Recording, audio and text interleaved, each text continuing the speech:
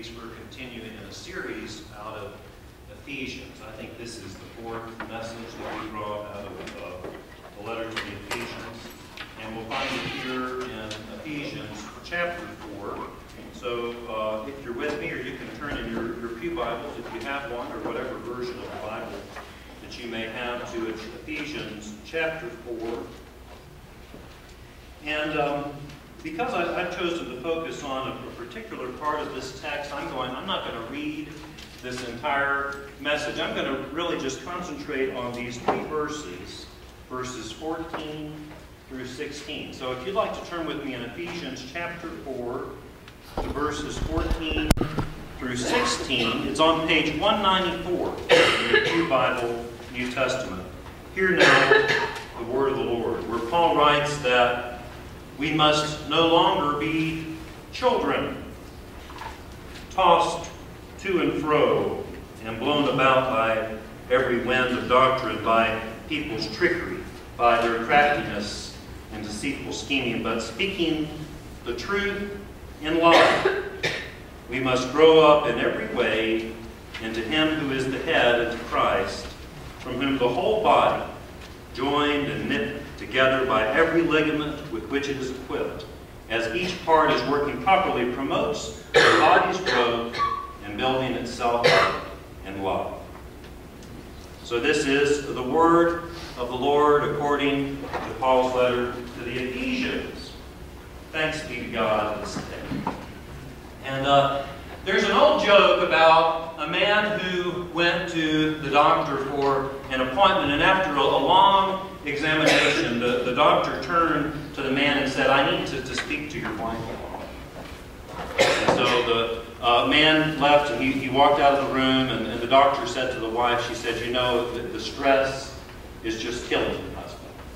And if he has any chance of survival, then we're going to need to eliminate all the stress from his life. For instance, every morning he's going to need to wake up and get breakfast in bed.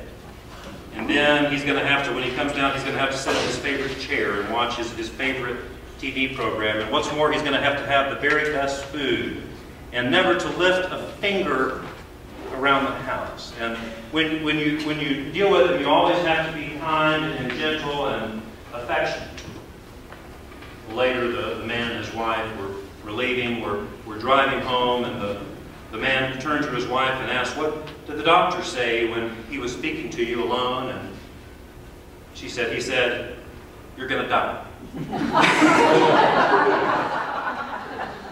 Well, in any case, fair is fair, and so I hear from a lot of men also that their wives will ask them questions that they're not quite sure how to answer it. It puts them on point. In fact, there was a poll that came out recently that asked what are the 5 questions that men are most afraid to answer when their wife brings this question to them. And they said this. Number 1 was, what are you thinking about?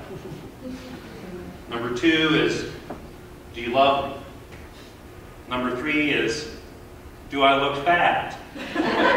Number 4 is she prettier than me? And number 5 is, what are you going to do when I die? And the pollsters say that these 5 questions are so significant because they are almost guaranteed to cause an argument. That is, if the husband fails to answer them correctly. Well, for example, I think that the best way to answer that question about what are you thinking about, I heard it years ago. Do you remember that old television show, Married with Children? And the character Al Bundy and his wife Peg. Well, Peg asks Al Bundy, "What are you thinking about?" And Al answers this. He says, "If I wanted you to know what I was thinking about, I would be talking to you." Or I saw also a more recent still cartoon that had a man and a wife dressing in their bedroom, and the woman says to the man, "Do you think I'm fat?" And the man says to the woman, "Do you think I'm stupid?" And the cartoon is titled Stalemate. Okay, so all of that being said, I do have to offer the caveat that for my wife is the prettiest, she's the slimmest, she's the most intelligent, she's the most attractive woman in the world. And I'm just so, yeah, all right. And I'm so grateful that is true, because frankly, that's the foundation of our marriage. If she's perfect, then I have no complaints. But of course, the whole point of all of this is to say that it's okay not to be cruel, to be kind. It's okay. Sometimes maybe even it's okay to tell a little white lie. Imagine that. In order to be kind and considerate of a person. Did you know that the Bible doesn't say, it never says specifically, do not lie? Cover your ears. But the Bible never says specifically, do not lie. Did you know that? Did you know that instead the 9th commandment says, do not bear false witness? Which means do not slander a person. So I think that may allow a little bit of wiggle room for us to be nice, maybe, and for us not to always want to speak the truth at our first opportunity. Another way to think about that is when I think of myself as speaking the truth, I have to recognize that my truth is only my interpretation. Because, of course, when we talk about the truth, we know that there's 3 aspects to that. That there's my experience, and then there's your experience, and then there's what actually happened. And so, when I am tempted to speak the truth, I think we can all think of times when perhaps it's better for me to bite my tongue. And perhaps it's better for me to take a step back and to mind my own business. And to sweep my side of the street. However, here Paul is talking about times where we are called to speak the truth in love. And so I think, considering that there's times that it'd be better for us to bite our tongue, and that there's times that it may be better for us to speak, we need to delve into this question about discernment. About discerning when to speak and when not to speak. And in this letter, Paul writes that speaking the truth in love is a way for us to grow up. Did you get that? For us to grow up into the full stature of the one who is the head, who is the Christ, in other words. And did you hear the beginning of this lesson where he talks about no longer being children? No longer being children consumed with our selfish thoughts and consumed with our self-centeredness, but instead growing up into the full stature of Jesus Christ. I think this is in line with a lot of Paul's teaching, as we often talk about it, teaching around being in union with Christ. Remember how he writes in the book of Galatians that it is no longer I who live, but it is Christ who lives in me. And or elsewhere, he writes that this is the mystery, the hope of glory that is Christ in me. I believe that he is saying here that we need to grow up. We need to grow up beyond our selfishness. We need to grow up beyond our self-centeredness. We need to grow into the full stature of Jesus Christ, living in our hearts, motivating our very thoughts and our very actions. This is what it means to be a Christian person, that we walk worthy of our calling. And in order to walk worthy of our calling, we sometimes need to speak the truth in loving it. And what's more, we may also need to listen when the truth is spoken to us in love. I say this out of my own experience, because I find through my own experience that oftentimes the very things that I need to know about myself, the very things that I need to change about myself, I cannot see unless somebody outside myself brings this to my attention. It usually is my life, isn't it? But in any case, we are called not only to speak the truth in love, but I believe this implies that we are called to listen to that truth when it is spoken to us. And this is a very difficult question, right? What is my business? What is not my business? And oftentimes when I'm called to discern this question, I go back to that tool, which for me is a primary tool in my toolkit, is the tool that we call the serenity prayer. Any of you know this serenity prayer? I think probably we all know, most of us. God grant me the serenity to accept the things I cannot change, the courage to change the things I can, and the wisdom to know the difference. And of course we know that so often the things that we cannot change are all the things outside ourselves, right? The circumstances, the personalities, the people, the situations, the outcomes. And the things that we can change. But right here between our ears. We might say that we can change our perspective. That we can change and put on a new pair of glasses, you might say. But this is a primary tool in that process of discernment, in determining when do I focus on what's in here and when do I focus on what's out there. Well, to illustrate, I think that there are times, however, where we do need to act. Perhaps most of the time, perhaps 99% of the time, the problem is up here.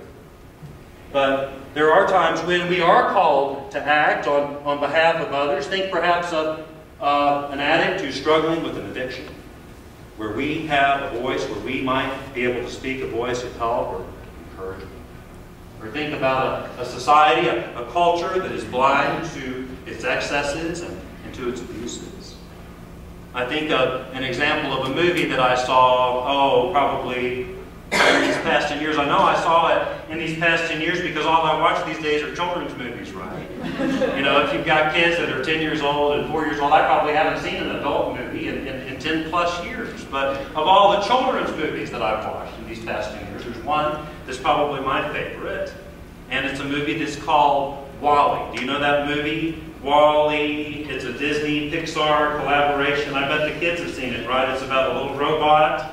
And in fact, this is a future story. This is a science fiction story where the humans have long ago abandoned the earth and they've left it for greener pastures. They've gone on and now they live on a spaceship floating up somewhere, and they've left the earth to be just a garbage dump. Abandoned it many years ago. And here WALL-E is a little cleaner robot, a little custodial robot that travels the earth cleaning things up. And over all of these years, WALL-E has developed a personality. Well, as the story goes, the spaceship sends back a little probe droid for some reason to Earth. The probe droid's name is Eve. And WALL-E falls in love with Eve. These two robots. It's a robot love story, right? And then he falls in love, and they eventually they get back to the spaceship where all the humans now have their home. And what we find is that the humans all weigh probably about 500 pounds. In that they have never, in their life, ever lifted a finger to help themselves. You see, technology is totally taken over. And these humans live in these little hovercrafts. I see some people nodding. You've seen this movie. They're floating around in these little hovercrafts, never before having stood on their own 2 feet. Never before having lifted a finger to help themselves. Totally dependent on the technology of this ship. But what we find out is that the ship's evil computer has a plan to kill all of these humans. And so WALL-E and some of the robots and some of the humans stage a revolt against the ship's computer. And the climax of the story is when the captain, well, of course, remember, the captain is also like all these other humans, never stood on his own 2 feet, never lifted a finger to help himself. And we see how the captain now is in a fight with the ship's computer. And you see how all the humans are helpless. They're without their hovercrafts. They're all lying around on the floor. It's like a turtle turned upside down in a shell. They just can't get up. It's hilarious. But then, ultimately spurred on by WALL-E, the robot, who shows by his example what it means to be human. The captain slowly but surely struggles to his feet.